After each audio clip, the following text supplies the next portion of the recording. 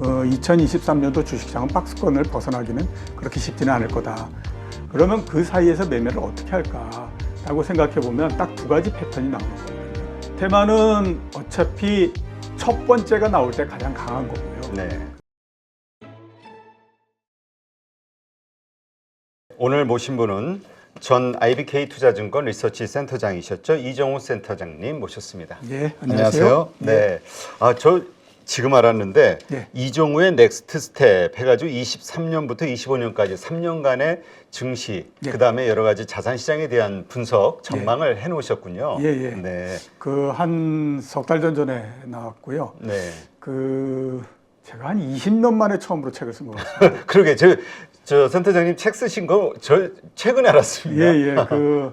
그동안에 여러 번 아무튼 뭐 여러 출판사에서 이제 뭐 특히 또 2020년 뭐 이랬을 때 진짜 그 책을 좀 내주면 어떠냐 뭐 이런 그 얘기를 했었는데요.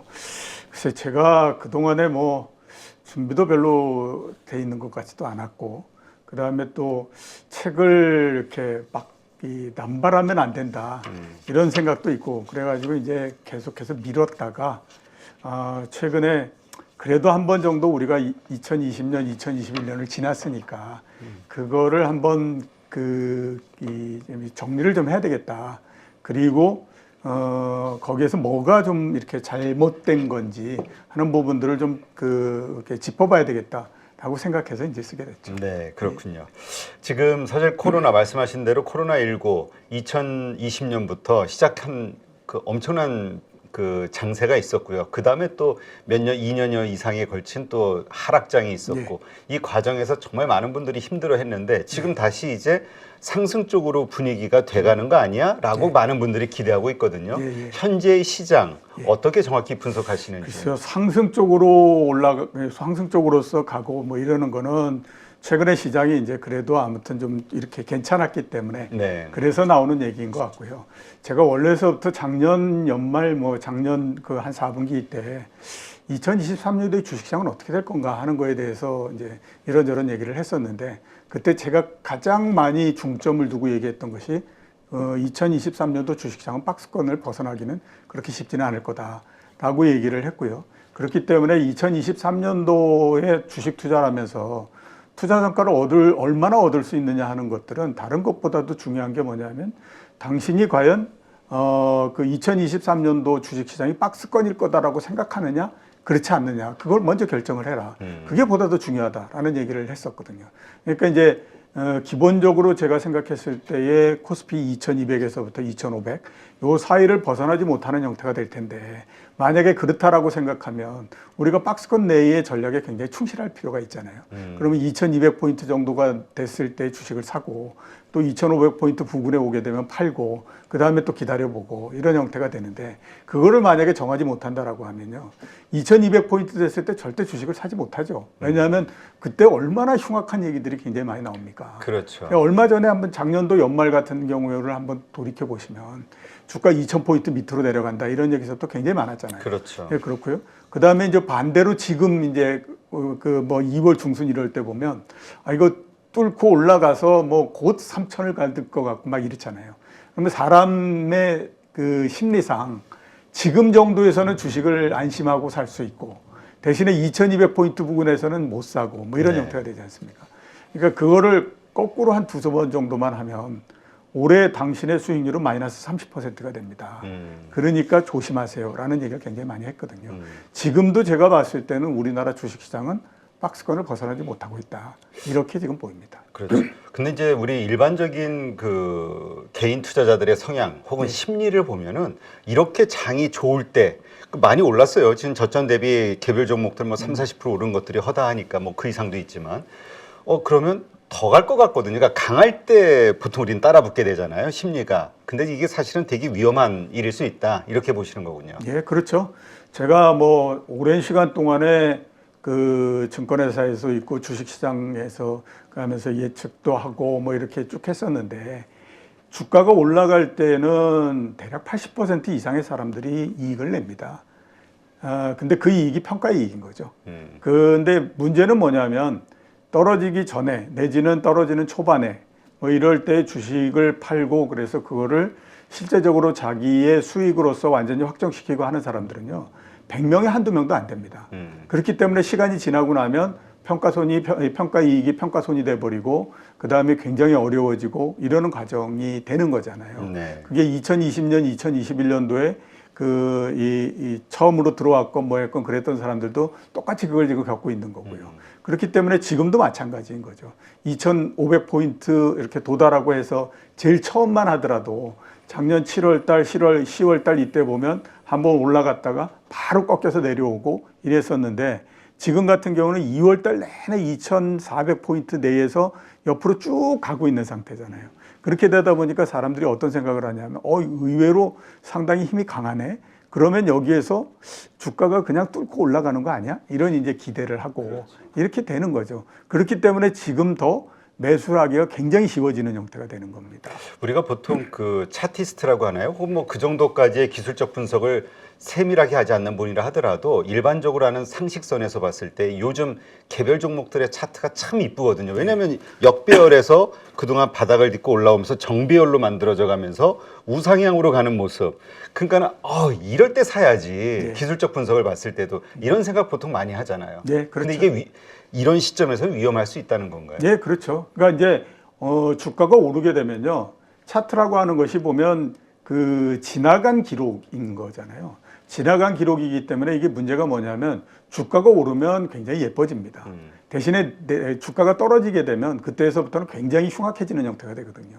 그러니까 떨어질 때는 계속해서 아무튼 뭐 내다 팔아야 되는 형태가 되는 거고, 이렇게 되니까 지금 나온 거 가지고 그 얘기하기는 굉장히 어렵다라고 봐야 될 것 같고요. 결국에 보면 이제 올해 주식시장을 펀더멘탈한 측면에서 박스권을 뚫고 나올 수 있느냐 없느냐 하는 것들을 가지고 우리가 판단해야 되는데 그 면에서는 아직까지 안 갖춰져 있다라고 봐야 되는 거죠. 자, 그러면 그 박스권 돌파에 대한 이야기를 좀 나누면 지금 2,500선 돌파를 위한 시도가 이번이 세 번째잖아요. 예. 지난 첫 번째와 두 번째는 실패하고 오히려 2,200선까지 밀리는 네, 그런 흐름이 나왔었단 말이죠. 예. 근데 이번에는 여러 가지 형태들, 뭐 어떤 분들은 기술적으로 201선을 이제 중간 지지선을 좀 넘어섰기 때문에 강력한 밑에 하방 지지선이 있기 때문에 이번에는 돌파 성공할 것이고, 이번에 만약 돌파한다면 뭐 2,800 뭐 이렇게까지 보시는 분들이 있어요. 700, 800, 900 뭐 여러 가지. 이거에 대해서는 어떻게 생각하세요? 우선 뭐 어떻게 됐든지 간에 주가가 2,800 뭐 이렇게 올라가려면 그게 사상 최고치에 대비해서 그렇게 이렇게 많이 낮은 그런 그 수준은 아니지 않습니까? 그러니까 그거가 올라가기 위해서는 지금까지처럼 이렇게 기술적인 형태의 반등이나 이런 거 가지고 되는 건 아니고요. 당연히 이제 펀더멘탈한 거에 뒷받침이 이루어져야만 되는 형태인 거죠. 근데 그 면에서 봤을 때는 우리나라 현재의 그 경제 상황이나 이런 부분들이 상당히 그 점수를 얻을 수가 없는 상황, 이렇게 볼 수가 있죠. 뭐 다 아시는 것처럼 작년도 4분기에 마이너스 성장했고 지금 보면 1분기에도 마이너스 성장을 할 거다라는 얘기를 하고 있고요. 그다음에 그러면 1분기에 마이너스 성장을 했다가 그다음에 벗어나면 옛날처럼 이렇게 쭉 올라가고 이러는 것들이 나올 거냐. 그거보다는 낮은 성장을 계속해서 할 가능성이 높다라고들 지금 보고 있죠. 그러니까 올해의 경제 성장에 대한 전망치가 계속해서 지금 내려오고 있는 상태지 않습니까? 한국은행이 1.7%에다가 1.6%로 이렇게 후퇴하고 이러는 그 상황인 거고요. 당연히 그렇게 하다 보니까 기업 실적이나 이 부분도 그렇게 좋은 상태는 지금 아니다라고 봐야 되겠죠.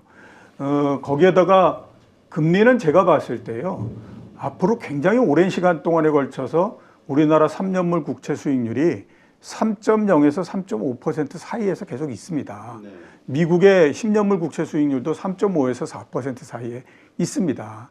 그러니까 옛날처럼 금리가 굉장히 낮아지거나 이렇게 하지 않아요. 이제는 그 금리가 정상이 됐기 때문에 상당히 높은 수준의 금리를 계속해서 유지하는 그런 그 형태가 되는 거거든요.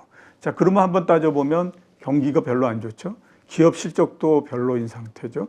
거기에다 금리는 높고 이런 상태에서 여기서 유동성을 뭐 더 공급을 한다든가 이러는 것들도 지금 생각할 수는 없는 그런 그 국면이잖아요. 그러면 무슨 힘을 가지고 어떤 힘을 가지고 과연 박스권을 뚫고 계속해서 전진을 할 거냐 하는 거에 대해서 먼저 답을 내야 되는 거죠. 근데 그 답이 없이 그냥 이거 이렇게 됐으니까 이거를 넘으면 이게 뭐 이런 세상이 펼쳐지지 않을까? 라고 하는 거죠. 근데 그렇게 할 수도 있습니다. 그거는 뭐 과거에도 그런 경우들이 있었어요. 90년 같은 경우에 주가가 그러니까 한 600포인트 정도 내려갔다가 갑자기 아무런 이유도 없이 800 몇십 포인트까지 그냥 뭐 한 달 반에 걸쳐서 갑자기 올라가고 뭐 이러는 국면이 있었고 91년도도 마찬가지였고요. 그랬었습니다.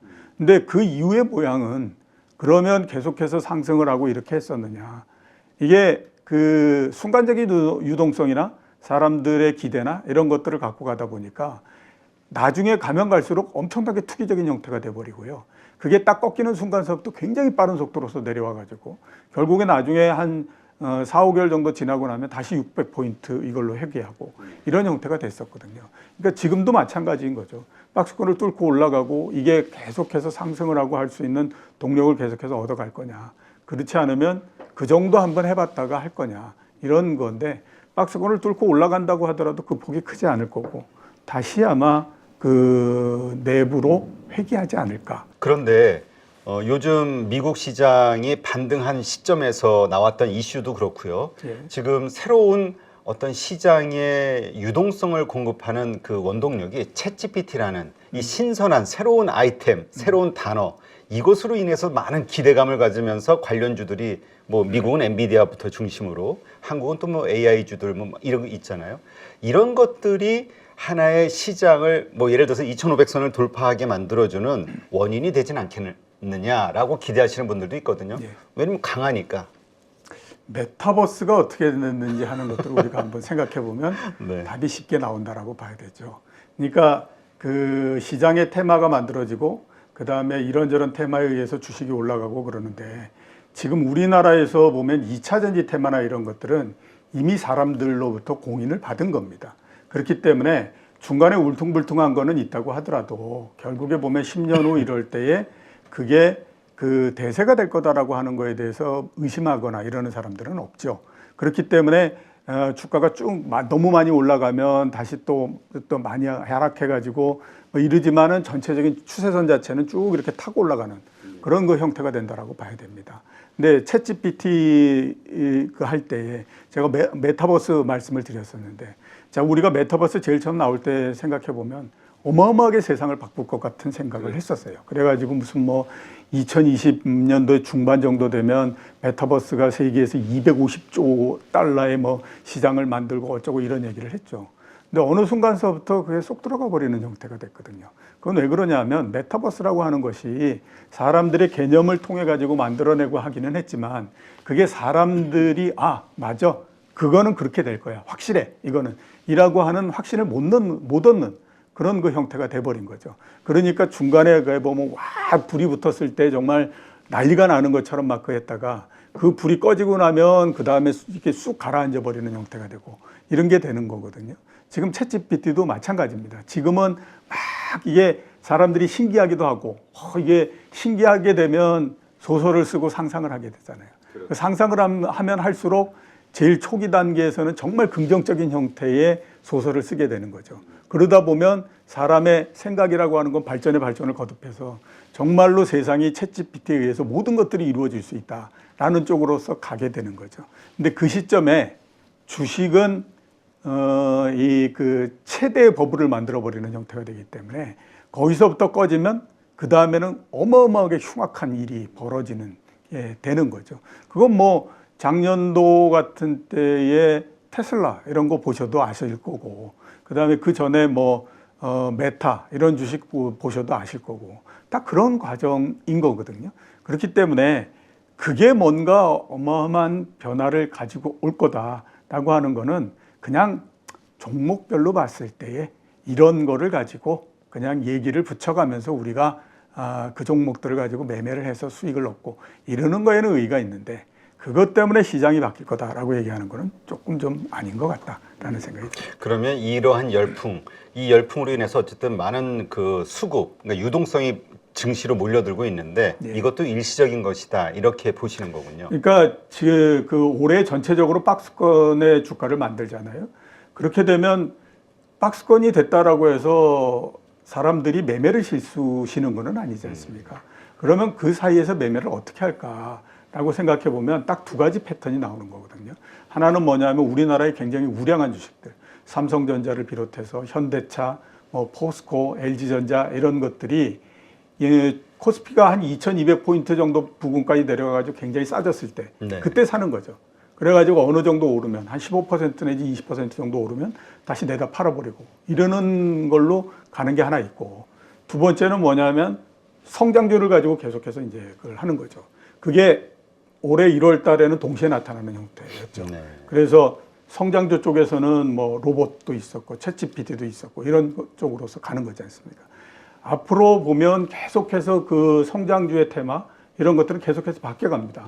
이번에 그게 나왔다라고 해서 만약에 한 5월 달 정도에 또 시장이 뭐 한 번 정도 조정을 했다가 또 올라가는데 그때의 그 주식들이 또 올라갈 거다. 그거는 아니다라고.